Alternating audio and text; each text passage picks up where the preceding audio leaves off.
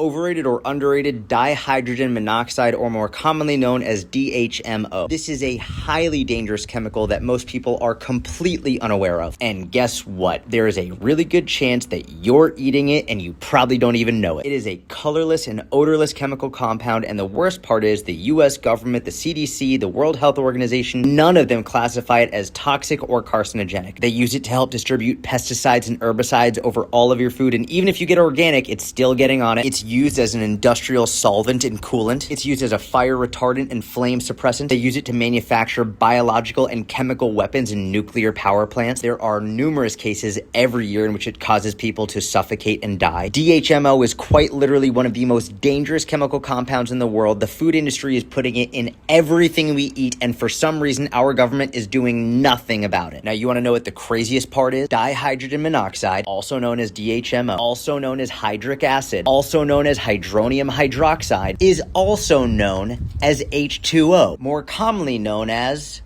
water. Yes, I'm serious. Everything I just described was about water. Do you see how easy it was for me to manipulate the narrative and the message to try and convince you that water was bad for you by telling you the truth but making it sound scary? This happens all the time here on social media, especially with nutrition. And even more so when people fearmonger and try to scare you about eating chemicals. Everything is a fucking chemical, including water. So be careful about who you decide to take your nutrition advice from, because most of the people out there who are trying to scare you away from eating certain chemicals that are dangerous and poisonous and toxic, they're usually just trying to sell you their overpriced product that isn't actually based in science so they can line their pockets with your hard-earned money. And if you don't like me and you think I'm paid off by Big Pharma or Big Food and you want to let me know in the comments how stupid I am, please go for it. No big deal. But if you ever turn around and you think, you know what, I think that short, bald Jewish guy might have had a point, I want to ask him some questions, feel free to let me know. I'm always happy to help.